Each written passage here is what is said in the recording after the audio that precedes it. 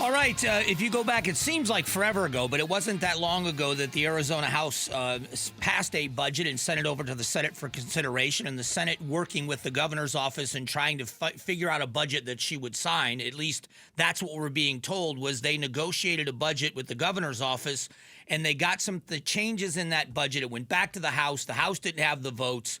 So then there was a continuation budget that was passed and sent to the Senate, and it was what ended up happening was the Senate reconvened. They passed both budgets, the original House budget and then the continuation budget, and sent them both to the governor.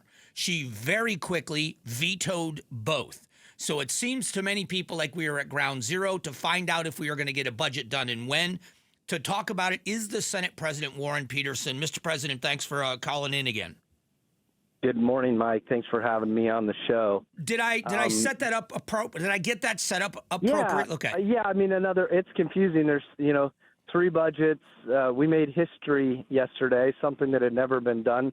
We passed out two budgets in 20 minutes. That's usually a 2-week process, but there seemed to be this misunderstanding on what was possible and not possible. Just so people kind of know, there were two House budgets that only had House input, House approval, House consensus. And then there was a third budget which had governor consensus, Senate consensus, and it also had House consensus on it. And that is where we are now. That's what we're working on. I've had good discussions with the Speaker up until late last night. We could have a deal as soon as, today, sometime here soon at the earliest, that, we could possibly even have a deal right now. So there's actually, in spite of it looking, dysfunctional, we're reaching a point right now where we could have a deal shortly that the House could pass out, the Senate could pass out, and the governor would sign. So what you're saying is the House is now taking up the budget that you sent back to them, which was the revised version of their budget that you negotiated with the governor. No, so there was a House budget, right? House-only budget they sent over. Then they did a continuation budget that they sent over. We sent over a budget to them that has just been sitting in their chamber. We passed out both of their budgets. They've been vetoed. Now they're taking our budget up. They first read it yesterday. It'll be second read today, and then third read. That's the third read is actually the vote. That may happen if we're able to get a deal on it. That could happen at 12:01 today, because there's that 3-day requirement. So do you believe they will pass it? 12:01 tomorrow, I should say, because it's the 3-day. Do you believe they'll pass it? Yeah, I mean, as soon as we have a deal, yeah, I think they'll pass it if they know how to count votes.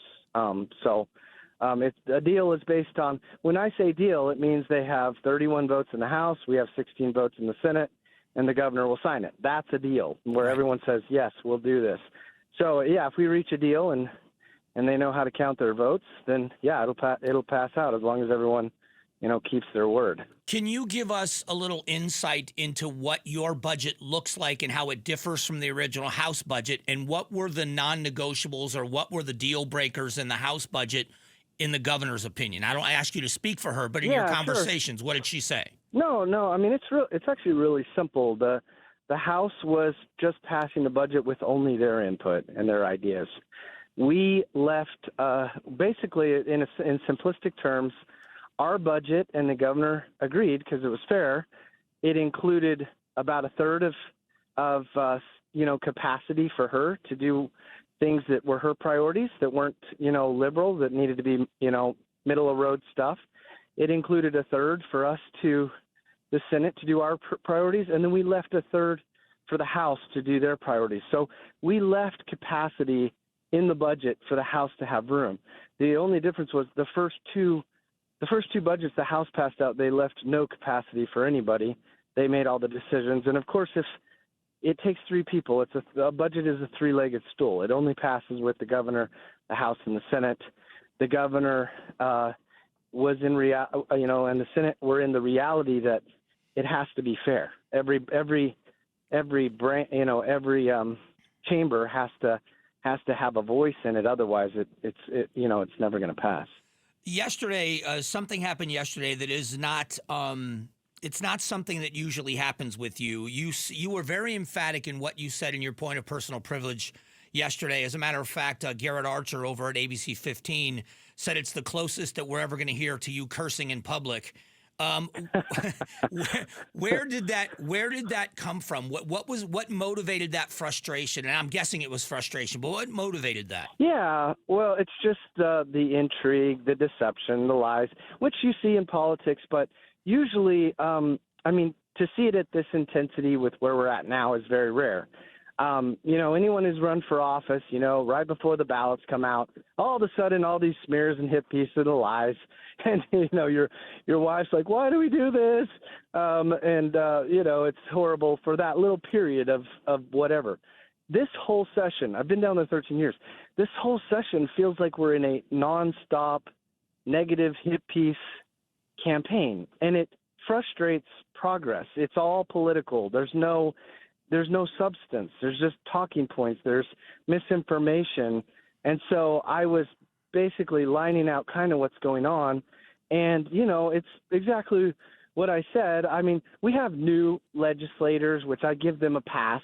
Your freshman House legislators, some of those that are pretty inexperienced with the process. They get hoodwinked by charlatans. What I had found really baffling to me was the number of more experienced legislators who let the emperor wear no clothes. And we're just doing these things that it's so obvious. It's, for example, putting up a budget has absolutely zero chance of passing.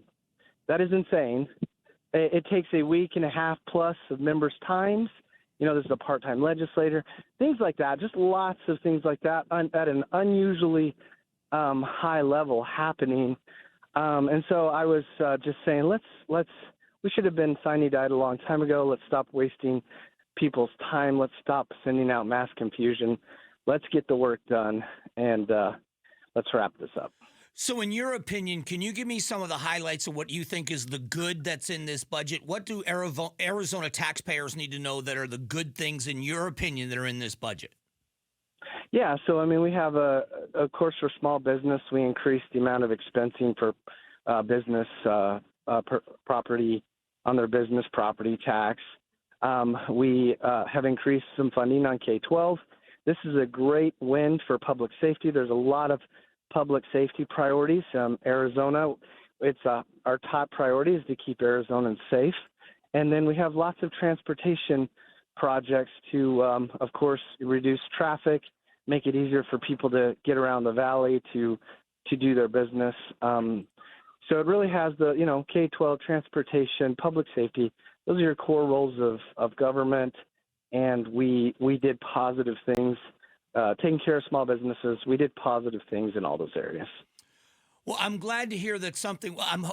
We talked once before, and you thought that it was going to get done much sooner, but you're confident this is happening. Let's hope we meet this deadline. So the last question has to be, if something happens and this doesn't get done within the next 24 hours, what happens if we hit, since this continuation budget deadline was vetoed, what happens if we hit that deadline? Well, I'm confident we won't. It's really been up to the House, and they've been saying it's not going to happen. So to me, that means, and again, we are close. I think the House came in with like 17 revisions they wanted to make to our budget proposal that's sitting over there, 17 to 20, something like that. We're down to just a couple things we're trying to work through. And so I think we'll get there. I don't think the House wants to be the reason why we have a shutdown. That doesn't look good for them. It doesn't look good for Republicans. That's not going to be an option. I'm optimistic we can wrap this up either today or tomorrow as far as a deal, and then you would vote out the next day, and the Senate would quickly follow. So. All right. Well, I appreciate the time as always, and I look forward to talking to you once this is over and get a preview of what's coming up in January. You bet. Anytime, Mike. All right. Thanks. Thank you. That is Senate President Warren Petersen spending a few moments with us It looks as if he's confident that this is going to be a done deal. The House is working on this budget. Will there be some revisions that the governor will abide?